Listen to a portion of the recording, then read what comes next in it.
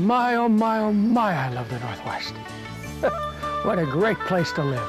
Mountains, ocean, forests, lakes, a land formed by glaciers. 12,000 years ago. I wonder what it'll look like 12,000 years from now. Well, I can't wait to talk about it with these kids. Oh, a little bit of a hill there. If I fell off of this thing, I'd break into 27 different pieces. What a beautiful day. Oh, Flo, my dear good wife, you have to come out here with me. She won't have anything to do with it, though, I'm sure. She's consumed with that computer of hers. Where are we going, old Mike? Let's see. Stevenson Elementary, that's where we're going. I love these kids I'm going to go see today. I wonder what they look like, what they think about. I don't even remember what I thought about at that age. What age is this? It's fifth grade. Fifth grade. Fifth graders, Stevenson Elementary. That's it. Okay, so what is how much? Looking back on it, today it seemed like just another ordinary day at Room 7. We had no idea that this would be the moment when an amazing person named Old John would come and change the way we looked at everything. What happens if I press Apple Shift 3? Yes! Okay, how about Tab Shift down? Feels like a special day. Beautiful day. I think something wonderful is about to happen. This is a disaster. My science project is dying. I need help. Okay, how did the Civil War start? Oh, Flo. Congress did. Okay. Wonder what she put in here this time. She gave me a wink this morning at breakfast. I think she put something extra special in here. Where's my hall pass? Okay, so when did the Civil War end? Okay, how about Tab Shift down? Turn. Oh, dang it. Oh.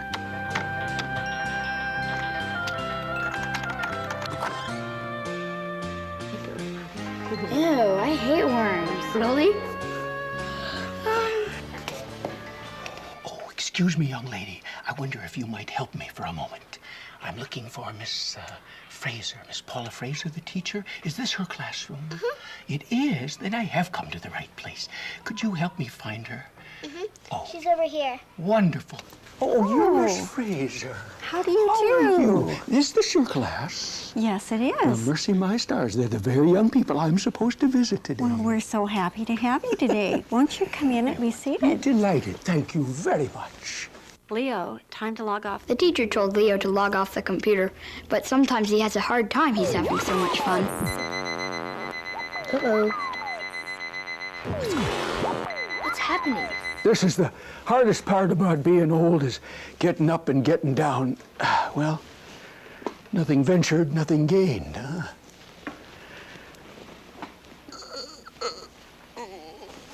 Whew. I guess I made it in one piece. Why doesn't this function work?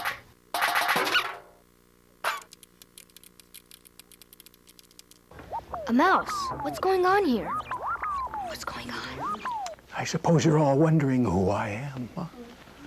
Well, most people who know me, including my good wife, Flo, call me Old John. So you might as well call me Old John, okay? Yes. Now listen, my children, because I have a story I want to tell you here today. And then I want to show you some different things that I've got stashed in this old sack I'm toting. Then I have some hard questions I want to ask you, but they're fun. Now, does it sound like we can have a good time here today, huh? Yeah. Oh, good. I was hoping you'd say so. Then here we go. Once upon a time, back in 1961, when all you kids' moms and dads were about the same age that you are today, our country, the United States of America, was in a kind of a race with another country called Russia. You've heard of that country, haven't you? Yes, it was called the Soviet Union back then. Well, anyhow, this race we were having with Russia back then was called the space race. What's going We were on? trying to see which country could first send a rocket to the moon. And our Who is president this back guy? then, John Kennedy, said in a speech, he wanted to put a fella on the moon in 10 years' time. Well, phooey, we said. Fiddlesticks. Hogwash, they can't do that.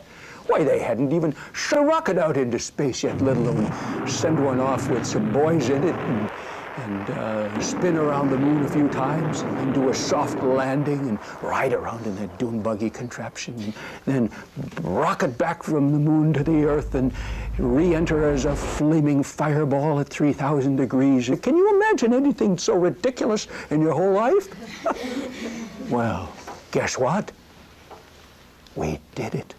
Yes, and in July of 1969, just before the deadline, Apollo 11 thundered off the launch pad at Cape Canaveral, riding an orange and white tail of fire. Oh, it was as bright as the sun. We couldn't even look at it. And for the next few days, we all got to know Neil Armstrong and Buzz Aldrin and Mike Collins just a little bit better. You see, they were our boys riding that mighty rocket into space.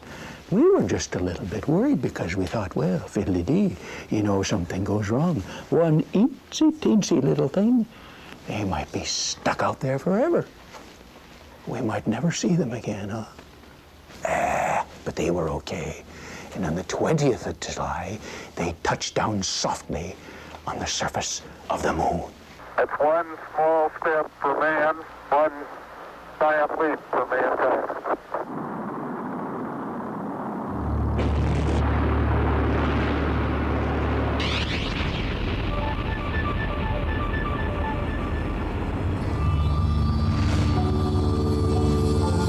Oh no!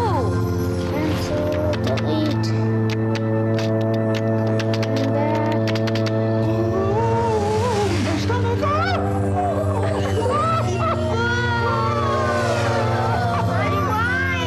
Oh, I'm in trouble now. Oh, I thought my bicycle was a good ride. This is the best ride ever. Where are they? Come back, come back. What are we doing up here? I don't know. I can't stop. You can't. Well, don't try. Just go with it. Look over there. Look. It's our Earth. It's our Earth. What is that blue color? That's the ocean. Ocean. You got that right. Oh, my word. There's some land over there. Those must be the deserts. The desert. Look, everybody. There's Saudi Arabia. Where's the classroom? Uh-oh. Where are we? What are we doing here? Yes, my dear? Oh, my stars. Oh, my stars. What is this? Where are we? I'm scared. What did you do? I didn't do anything. I have no idea what's happening. Uh-oh. Undo. Then where are we? Golly, this is the Space Museum, the real McCoy, everybody, where the actual things from the Apollo space program are kept. Don't know. This is the real, actual capsule itself. Where were we? Oh, yes. Funny thing kept coming back to me during this whole shebang was every time these fellas would take a picture from out in space of our Earth, how absolutely beautiful, and yet how puny our Earth looked. Any other colors that you see there? How about you? I see some green right here. Oh, you do? What do you suppose that is? Well, maybe it's some trees and living things that's got some clouds in it. Oh, so it's raining on it there, huh? I think you're right. That's Zaire, right in the middle of Africa, and the equator goes right across there. So it's probably jungle, isn't it? This is our very favorite picture, oh, except the one of the great-grandchildren. And we got to thinking, you know, oh, my goodness, we're all in a spaceship. Why, yes, you kids and your moms and dads and Miss Fraser and Flo and me, our Earth is like a spaceship. Oh, there was a color we forgot. What is that black color? Yes, my dear. It's space. Space. You're right. Can you breathe out there? Nope, How come? because there's no oxygen. No oxygen. Looks like I can go backwards. This place is amazing. There's so much to do. Where are we now? Oh, my. Look at this. These are the original spacesuits that they used during the flight. What do we got here? Can you identify the pieces? I think that's the life support. If you were in space, what's the first thing you'd need? Air. Well, that looks pretty fancy. It looks heavy, too. How'd you like to have to carry that around with you all the time? We got a pretty good deal here on Earth, don't we? But it's not going to be that bad. 1/6 the weight. Less gravity. Oh, that's a good point. If that weighed 300 pounds on Earth, what would that weigh on the moon? That's a tough question, huh? 50. 50 pounds? Even old John could handle that. Why do you suppose they had a total circular plexiglass thing with no backing on it? Well, it's circular so you can see around. So you could move your head. If you couldn't move your suit, then maybe you could move your head. Yeah, and you would also not lose any important oxygen. Look, everybody. Look what I found over here. Oh, my. This is what we were talking about in class a little while ago. Remember we were talking about those guys in that dune buggy contraption that they were riding around in? You know how fast it goes?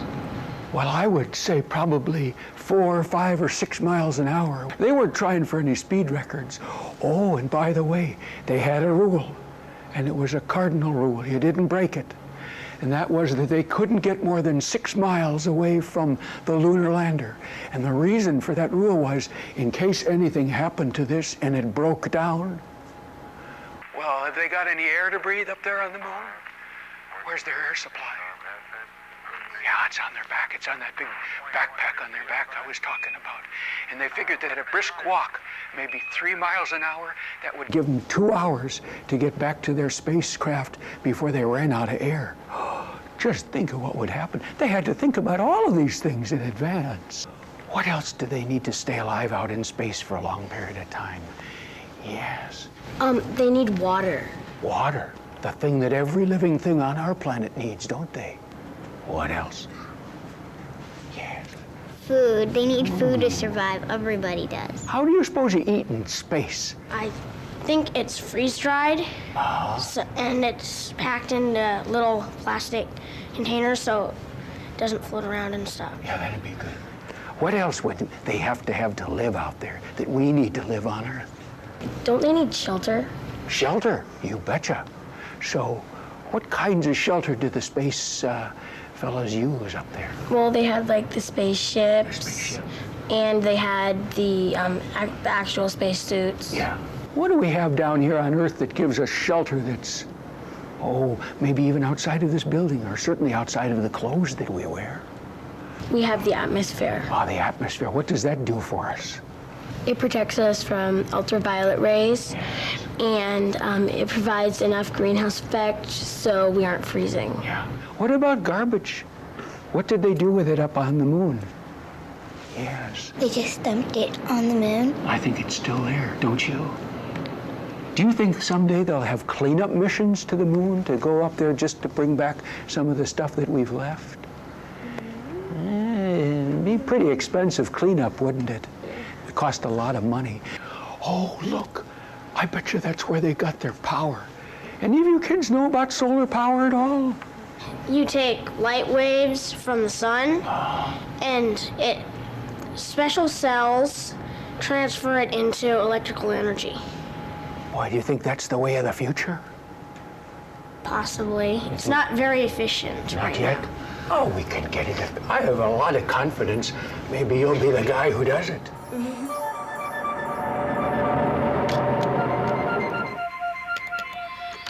I'm back.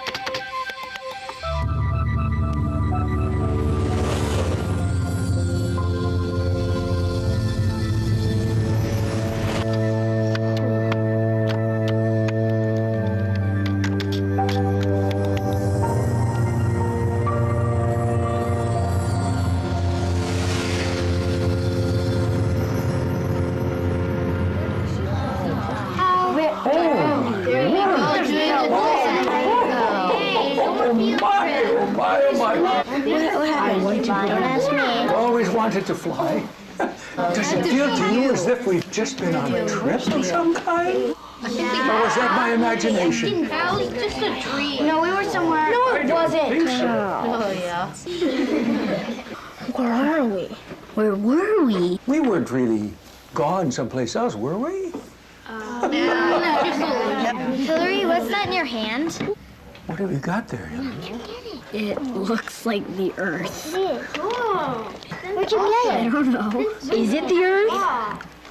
You know, that just reminds me, everybody. And just like Apollo 11, everything we need to live is right here on our big spaceship, isn't it? You know, we've got air, food, water, shelter. What else do we need to stay alive? Also need heat. Ah, yes. How do we heat this shelter? Are we just getting some heat from the sun coming through the school roof building or something like that? Some light sources give off heat, or heaters. Oh, If you have heaters, in heaters. houses or What would you use to run a heater? electricity. Oh, so we've got some fuels we're talking about now.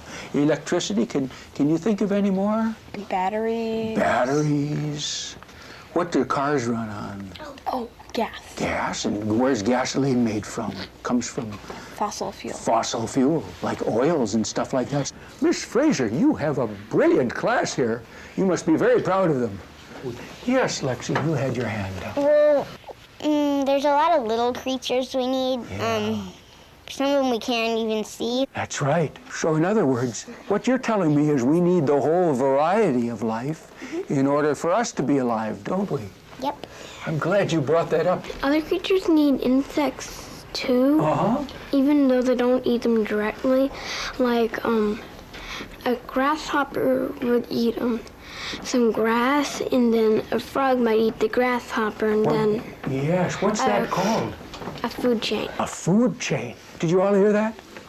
Yes. Do you think a food chain is important for us human beings as well as all the other life on the planet? I think so. There's a good one that I like that starts out with way up in the Arctic. If you've got phytoplankton growing in the long summers where the sun's up 24 hours a day, and it's growing on the ice floes underneath the surface of the water. And then zooplankton come along and feed on those phytoplankton. And then you've got the black cod or Arctic cod. What eats the Arctic cod then, huh? Bigger The bigger fish, sure. That wasn't what I had in mind, but you're absolutely right. Yes. Seals and walruses and the mammals, that swim, they eat the Fantastic. cod. And then let's take it one step further to its conclusion. What's the critter that eats the seals? Bears or something. Bears? What kind of bear? Polar bears. Polar bears. The great white bear of the north. Well, that's a food chain then, isn't it? If you took out, let's say the zooplankton, what would that do to the cod that were eating the zooplankton? Huh? The cod wouldn't have anything it would have less things to eat. Sure. And then the seals and the mammals wouldn't have that much to eat. Then the polar bears, They wouldn't have anything to eat, would they wouldn't have anything to eat. What would happen to those phytoplankton that the zooplankton were feeding on? What would happen to them? They'd probably just explode, wouldn't they? They'd expand all over the place because there wasn't anything to keep them in check. How? Does every living thing need oxygen? Oh, I see some heads going up. I see some heads going sideways. What sorts of living things on planet Earth need oxygen to stay alive, huh? Animals need oxygen. Animals need oxygen? Do we animals, because we're an animal, aren't we? Yeah. If we're breathing out, are we breathing oxygen back out again, or are we breathing something else out? Huh? We're not breathing out oxygen, we're breathing out carbon dioxide. Carbon dioxide we're breathing out. And some of the unused oxygen, I guess we can't use it all up on each breath. But we're getting rid of carbon dioxide. Is there something on our planet that uses the carbon dioxide that we're breathing out then? Plants turn carbon dioxide into oxygen. Oh, very good.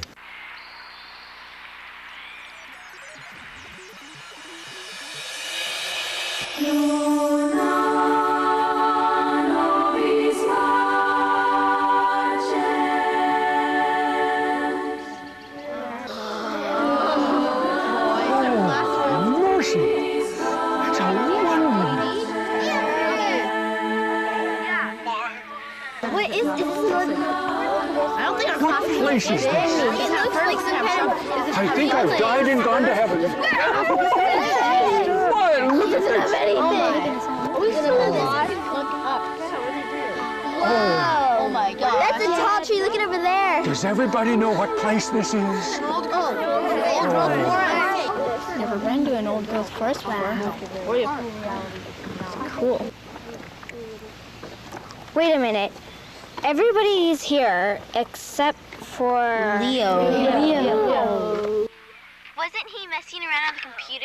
I thought he was trying to get out of the computer. Making some sort of new program. Yeah. She was messing around with all the keys. Probably playing games. No, he didn't. What do you see? Oh, look on this maple tree. There are some ferns growing in it. How can they grow on a tree? That's a good question. How can they grow on the tree? They get nutrients from the tree. Yeah, they do, don't they? Epiphytes. They get, oh, gee, airborne things and things that are right on the tree itself. Spring is such a beautiful time of year. Yeah. So many things are happening. There's colt's foot down here, vanilla leaf. Wonderful, wonderful things growing on the ground. This is very important. See the way the sunlight comes through these openings in the forest canopy? And it shines on the forest floor, and then look what happens when it shines on the forest floor. It's just a profusion of life down there on the ground. Oh, my word. Look at this. In all my years, I've never seen this tree before. Ah, there can be precious treasures found even late in life, and I've found one. Look at this. Oh, it makes me dizzy just to look up this tree. Oh. Wow. Does anybody know what kind of a tree this is? Cedar? It's the smelly kind. Yes, it's the cedar tree. You know, the kind you like to take those leaves, those scaly leaves that are all in between your fingers and sniff your fingers? This is that tree. And the Native Americans used to take this bark and peel it off, smaller trees, not the big old ones like this, but the smaller cedars. And then they would make their clothes out of it. They didn't use buckskins out here in the Pacific Northwest, and they made sleeping mats out of woven cedar bark. You know, in some of the trees where there's enough rot going up the middle of this old trees like this, bats will fly up there, and they'll live up there. Whoa. Oh my, this tree is... Oh, I'll bet this tree is 500 years old. Can you imagine anything staying in one place so long? I couldn't have done that. Doesn't look bored, though, does it? No. No pun intended. Oh, sometimes I crack myself up. Oh. So, do you think this tree is valuable in many ways? Yeah. Sure, it's valuable. If a fire took place in here and burned down some of the younger trees, this tree might survive because it has good, thick what? Bark, sure. But it could reseed the forest by putting more cones down, couldn't it? Yeah. Trees that have been fire-scarred sometimes produce extra cones when they're under stress. And of course, that's a good way to reseed the forest, isn't it? So it's very valuable there. Does this have economic value as well? Yeah. You bet. I would say that this tree on the stump, if it were taken off and taken to some logging mill, would be worth probably between $40,000 and $50,000. Just from one tree. So there are lots of pressures on a tree like this, aren't there? Yeah. Do you suppose it feels a real sense of responsibility to do something brilliant in its lifetime? I wonder what a tree thinks. I want to let this tree know that it may have been here a long time and waited a long time, but we have arrived. Just a little explosion of a flashbulb in its lifetime, but here we are. Oh, look, little spider webs everywhere. Insects, arachnids, everything is living with and on this tree.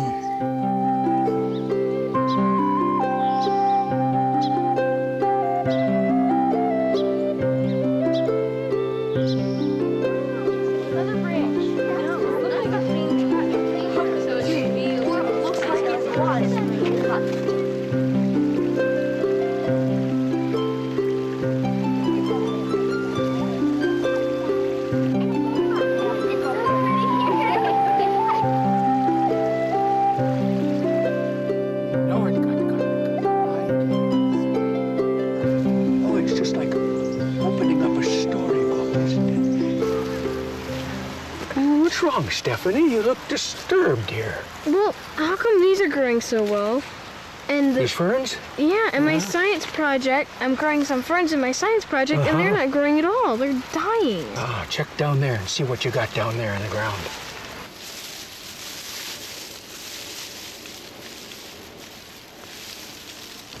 Oh, look at that. Isn't that beautiful? What does that feel like? Feels like velvet. It's really soft. What's the temperature? It's cold. Cool. Nice cool. Things grow really well in cool climate. You know, you think, well, it'd have to be like in an oven, but it doesn't. It cooks just fine. It's slow cooking, like 1,000 years or something like that. It's the best stuff around it. Can you name all the things that'd be in there? Tree. Yeah. Manure. Manure, sure. Body parts from bugs and things like that, sure. Maybe parts of some big animals too, like fur from a raccoon, maybe a feather from an owl. It's got a little bit of everything. Spices. I wish I could show you my science project. Maybe we should have a look at it. Yeah, but we're in the forest, and how are we going to get back? I don't know, Stephanie, but how did we get here in the first place? If we got here, there must be some way we can get back, don't you think? Yeah. I have confidence. Leo.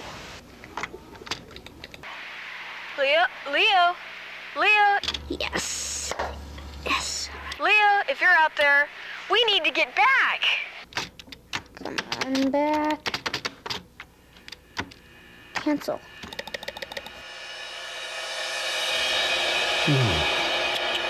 My.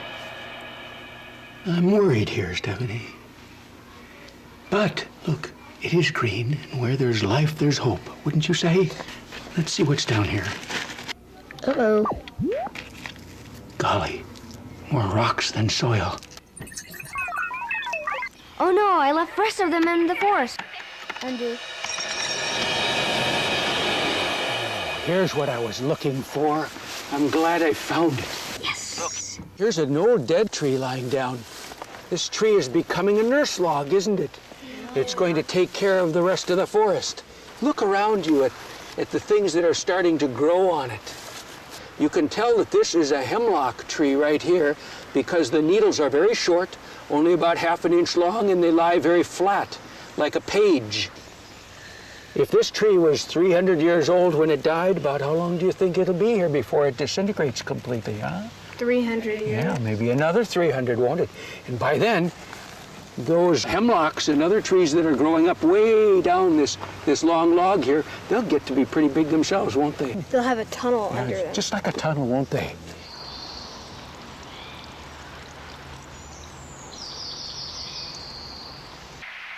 Isn't it wonderful to listen to the sounds of silence?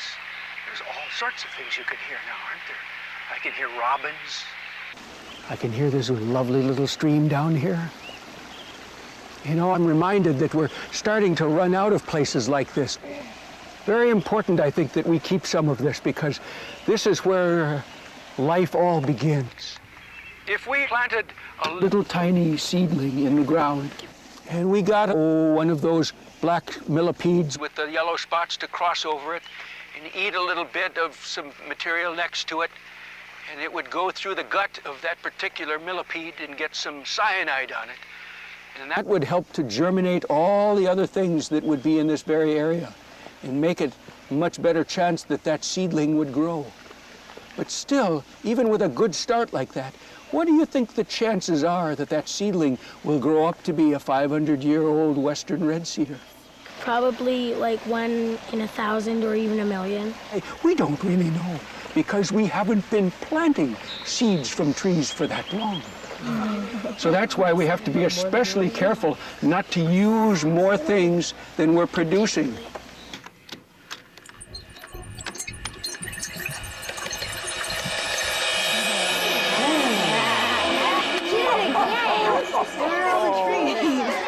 All I see is ceiling.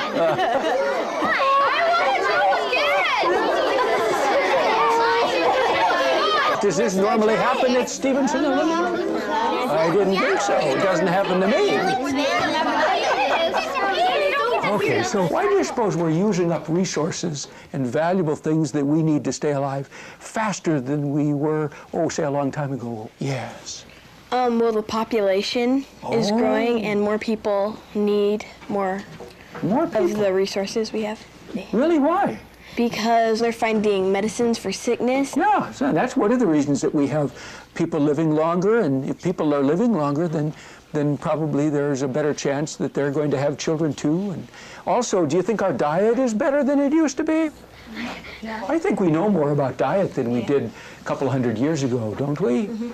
Nutrition, diet, we certainly have more people. Oh, I've got one. What about machines?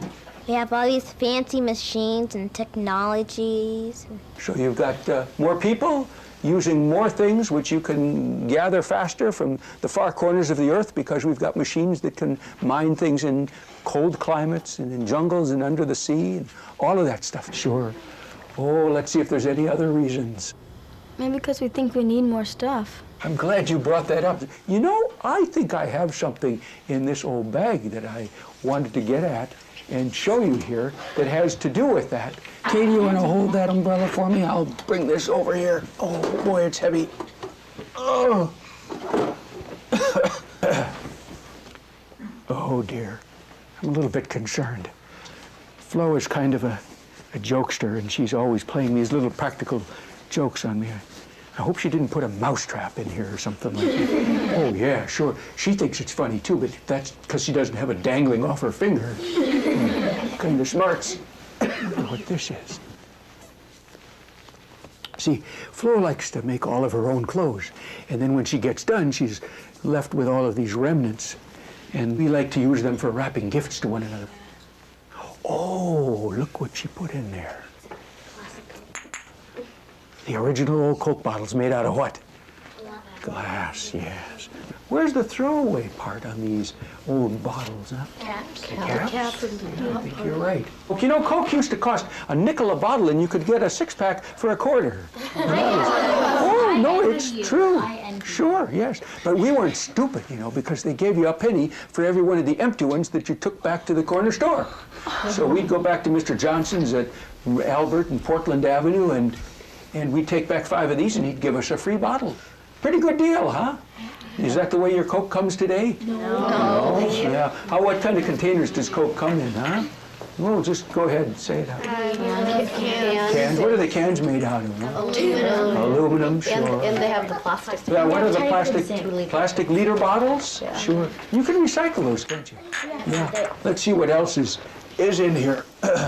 Oh, look what I found. Speaking of the Coke bottle, look what we got here. Six-pack. Yeah, that's the original six-pack. Pretty neat, huh? How many times has this been reused? A lot, hasn't it? Oh. Now, Flo says that good things come in small packages. We're going to have to see whether she's telling the truth, okay?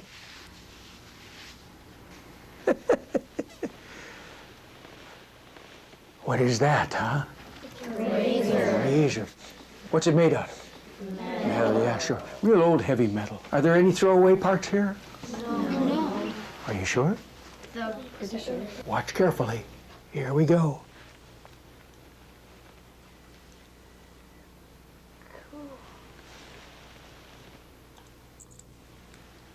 What is that called? It's the razor blade. A razor blade. That's not too much to throw away, is it? So what do we use today instead of those old-fashioned razors, huh?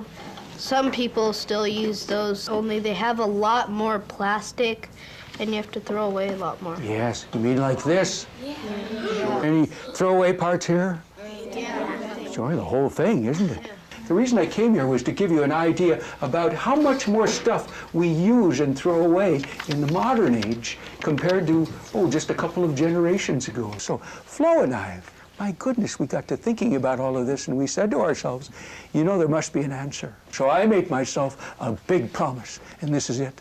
I said, old John, you've got to stop wasting so much stuff.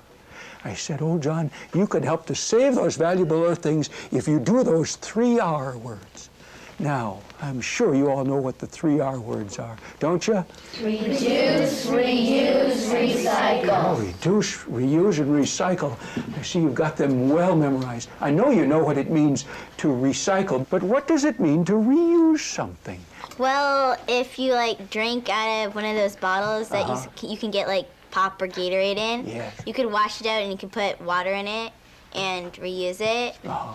Or you could use a bag to go grocery shopping in, Oh, that's a good one. and that would be reusing your bag. Well, what about your T-shirt there with the daisy on it? Are you going to reuse that again sometime, or throw it in the garbage can when you get home tonight? I'm probably gonna wear it again. Well, I would hope so. It's a very attractive shirt. That's reusing, isn't it? Now comes a tough one. A lot of people don't get this one. What does it mean to reduce? It's buying products with less packaging, as you can buy apple juice in cans Yes. instead of in boxes with individual packages wrapped in plastic. Oh, you mean like those juice boxes with a little straw coming out of them? Yeah. Oh, yeah. Well, you got the idea. Oh, I think I've got one more thing in here. I hope Flo... Oh, yes. I love this one.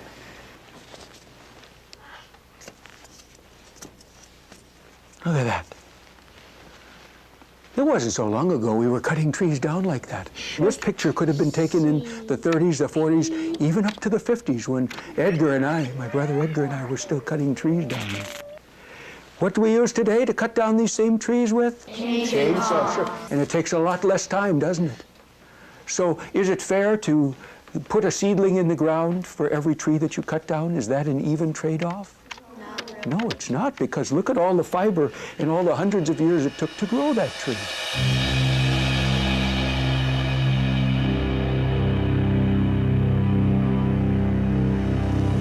Whoa, whoa, whoa, whoa, whoa, whoa, whoa, whoa, whoa. What is this place? Oh my goodness. It looks like a bomb went off. I think we're in a clear-cut. A logging operation. That's what this is. Look around, it's so barren and desolate, and geez, it's so cold. If all of these trees were still standing, would we have all of this wind blowing on us and chilling us down? No, because the trees block the wind. Trees block the wind. They do a good job, don't they? Sometimes you can look off in the distance and see some of the steam coming off the ground. And that steam is basically just the sun drying out the forest. But if this was an old growth in this area, the old ancient forest, would the sun be able to get through? No. Probably not. So it's probably going to change the way all living things are in this particular patch of land here, isn't it? What do some of those animals that lived here and broke down all of this nutrients here from the Ted trees that died once upon a time, what are they going to do? They'll have to move because there's nowhere to live. Imagine if someone just came into your neighborhood and ripped the roof right off of your house. Do you think owls would drift around out here? Because they wouldn't have any trees to nest in. No trees to nest in. They like deep, dark forests, don't they? Also, what about the mice and the voles and the flying squirrels? Are they going to wander around out here too much? No, because they'd be scared of other predators. Yeah, sure. Them.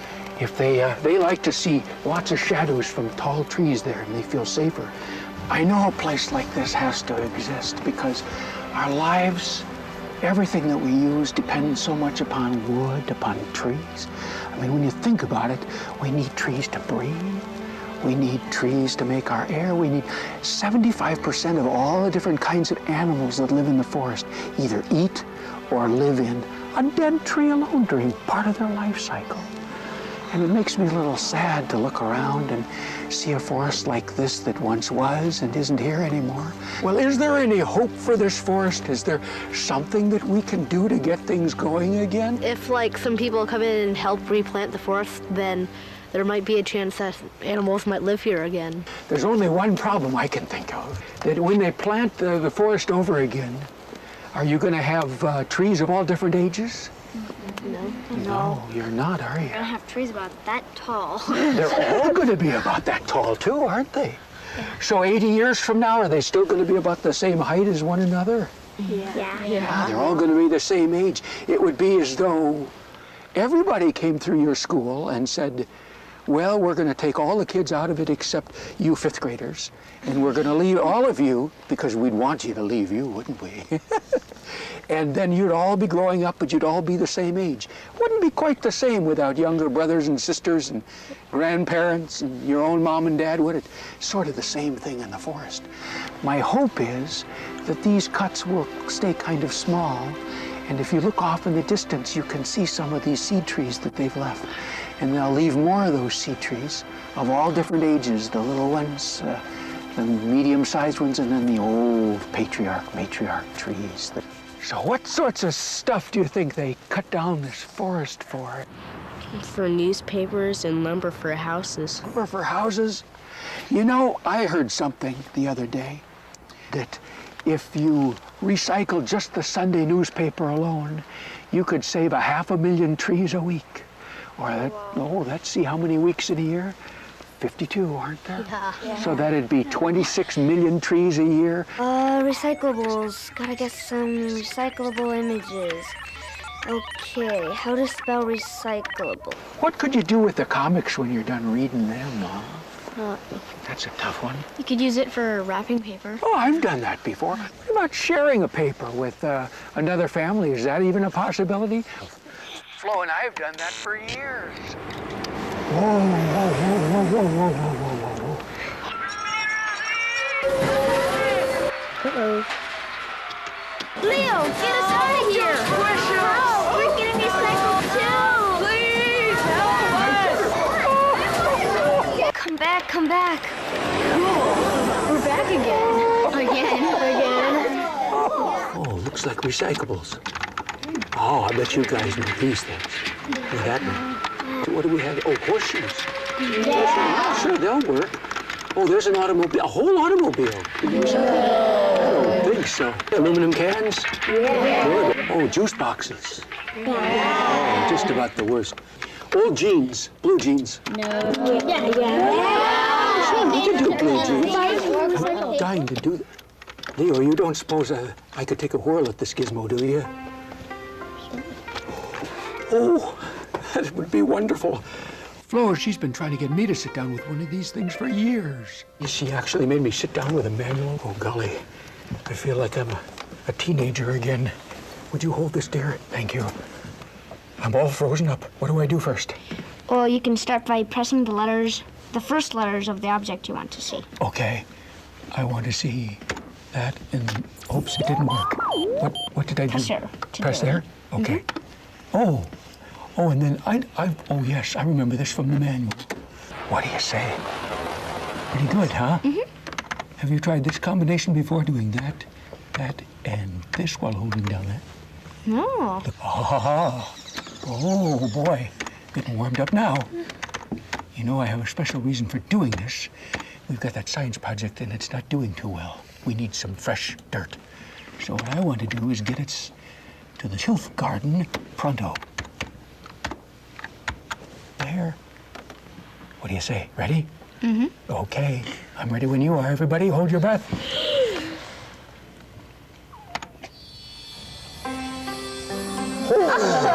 Oh, good. Leo, we did it. We got to the Seattle Tilth Garden, the very place I wanted to go. Tilth Garden? And at the very first try, too, this is the place where they make good soil out of newspapers and, vegetables, all the things you throw away. Just like the old forest, except quicker. I think I know the very fellow I'm looking for. This way. And turn right when you get to that next little path. You know, just as you get sick and you have to go see who? The doctor, sure. Well, we got a doctor here, too. Except he's not a people doctor, he's a soil doctor. Just the man we need to see. My good friend, Jim Jackson. How are you, Jim? John, fine. Oh, you're calling me old John. Well, then you can call me Junior. Junior. All right. I like that. Junior Jim. Well, what do you got to say to these kids about what's going on? They got some problems back in the classroom. Oh, they have? We have a young lady here. Where's Stephanie? Right here. Oh, you're right in front of me. Come on over here, Stephanie. This young lady has a science project at school. And what is it, a fern, my dear? Yeah, she's got a fern, and it's not doing too well. In fact, it's just about belly up, Jim. She needs some help real bad. Well, I think I've got the solution right here. You do? Right. We have what we call worm compost. Let me open this bin up so you can see what's down in here. You haven't got anybody buried in here? No, nobody buried in there. What is compost, actually? Composting is accelerated bacterial digestion of organic material above the ground before it is incorporated into the soil. You'll notice here, John, that I have leaves, paper in here. I have banana peels, as you can see over here, and the worms eat. And then let me disturb them and turn them up so you can see them. Now let's take a look at that. What's better that you know of that you can put into the soil? You look at that stuff as though that was you and me, Jim. That is us. No. That's us. You mean ashes to ashes? Dust to dust. See, look at that red worm. Oh, yeah. And just imagine him crawling between my 5th rib and my 6th rib. All that forms a matter that gives the earth air, nutrients, so that it can supply the plant. Kind of like a cycle. It is. You know, really, the earth don't supply nutrients. A lot of people say, I'm going to get a drink of fresh water. There's no such thing. We drink recycled water. The water been on this planet millions of years. And if you think you're getting fresh water, you better wake up. You're not. So you mean I've been drinking Cleopatra's tears all this time? All this time. Like Muhammad Ali's sweat? Sweat? That's right. That's I love it. Drinking. I love it. That's right. I'm wondering if we might consider that in an old forest, an ancient forest, if you will, where we have soil being made over a period of several hundred years maybe, if you would consider this worm bin to be doing essentially the same thing, just doing it a little bit faster. Is that correct? It is, and this is what it takes to keep our planet alive and going. You know, we take out of it, but we need to put something back into it. That's right. Right. I'm confused, Jim.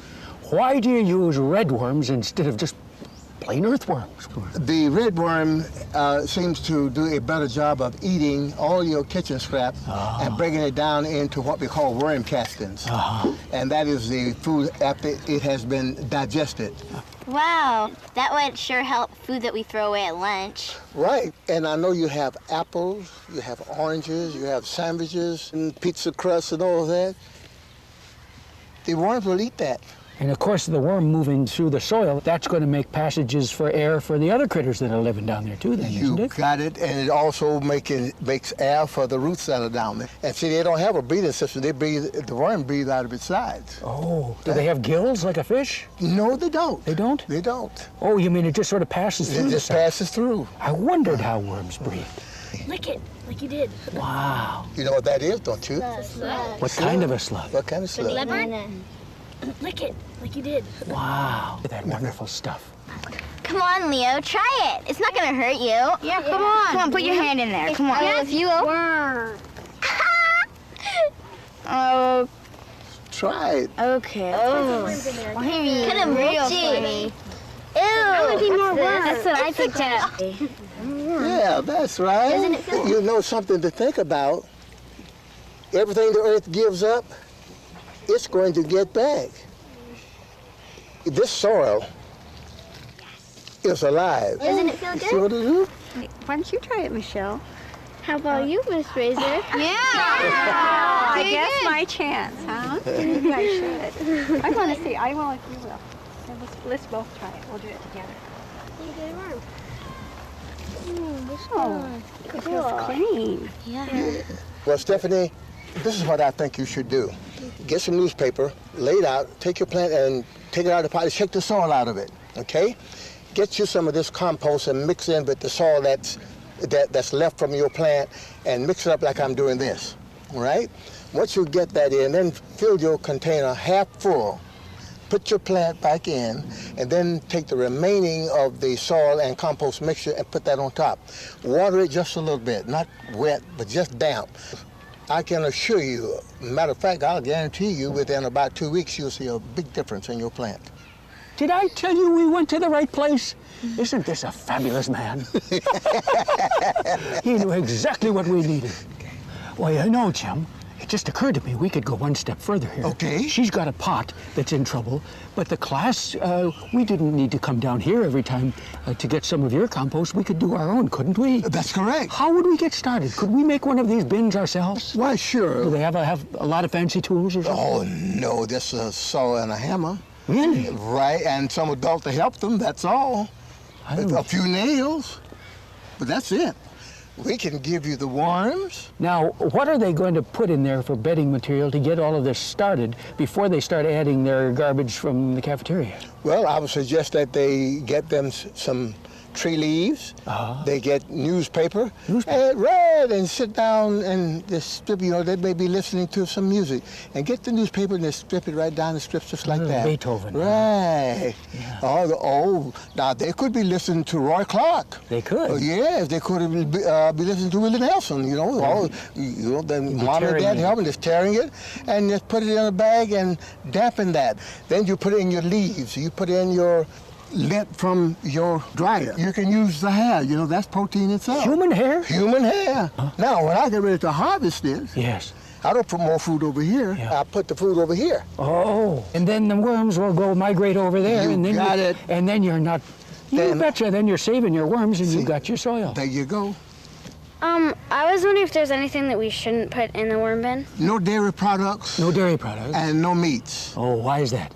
Because that has the possibility of attracting rats, raccoons, animals like that. But other than that, why, you're on the road to having good school compost. It's sort of being a good steward, isn't it, Jim? It is the greatest, as far as I'm concerned. This is going to be the savior of our planet. Yep. Compost. Amen. Oh, my, look at the time. Oh, it's getting late. My young friends, I'm going to have to leave. I'm afraid it's time for my tea, and the chocolate chips are starting to melt in the cookies. Flo will get very upset if I'm not in time. My good friend, Jim, action. Thank you very much, Mr. Jackson, sir, for your very kind words of advice, your wisdom, your help for these young people. They will need it in the years to come, I know. I'm glad to do it. So, how are we going to get there? We've done this before. What do we have to do in order... Leo, what are you doing here? You're not supposed... I mean, I'm delighted you're here, but how are we going to get back, my friend? How are we going to get back? Well, that poses a real problem, doesn't it? But you know something? I think I might have an answer. Will you hold this, Ellie, my dear? You know, that Flo, she's quite the jokester, and it's just possible she might have put something in this bag that might help us to get back. No, it's not this. This is good. The shopping bags, that's really good. Oh, there's a diaper, cloth diaper. Oh, good, a metal lunch sack with probably got a thermos bottle in it. That could be reused, can it? There's a Coke bottle and a canning jar. All sorts of stuff in here. What a treasure trove of things Flo puts in my bag. I'm always thrilled and surprised. Wait a minute. Let's see what we've got. I think I found what I'm looking for. Oh, my. Flo, that old jokester, you never know what she's going to put in my sack. Oh, Miss Alexei. There you go. Take the tail so he won't get away. Leo, take my hands in a special grip. That old Flo, you just never know, do you? Click twice, Lexi. Maybe it'll work. You ready? We're back! Leo, it's you! Would you help me up, someone? I must be on my way. Flo will be wondering, where's my cane? Where's my bag? Thank you so much. Oh, boy. Oh, what to say, what to say. What an extraordinary day and time we've had. I'll never forget it, will you? No. People will not believe us when we tell them what happened, will they? No. I don't think I believe it. When I tell this to Flo, she's going to think I'm telling a big fib. I want to say one last thing, too. I've learned a lot today. I learned a lot from you and the circumstances that we've had. Have you learned something as well? Yeah. Wonderful. Let's keep that for the rest of our lives. Now remember, you can make a big difference in the world in which you live, can't you? Yeah. Well, I'm on my way now. I've got to be going. Tea's getting cold. Bye-bye, everyone. Bye. Take care. God bless you. Bye-bye. I'll be back. We built a worm bin in our class, and we had so many worms in it. It was amazing. You won't believe it, Sarah even came to love worms. We learned all about recycling, too. And we learned lots about reusing. Thanks to the worms in the worm bin, Steph got her plants to come back to life, and she got an A on her science project. And Leo finally learned how to log off the computer.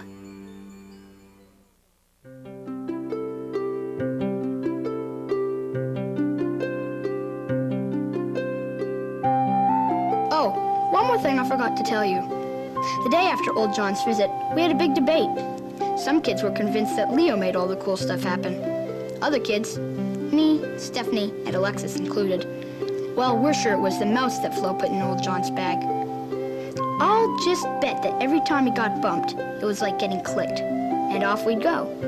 I can't prove it, but that's what I think. What do you think?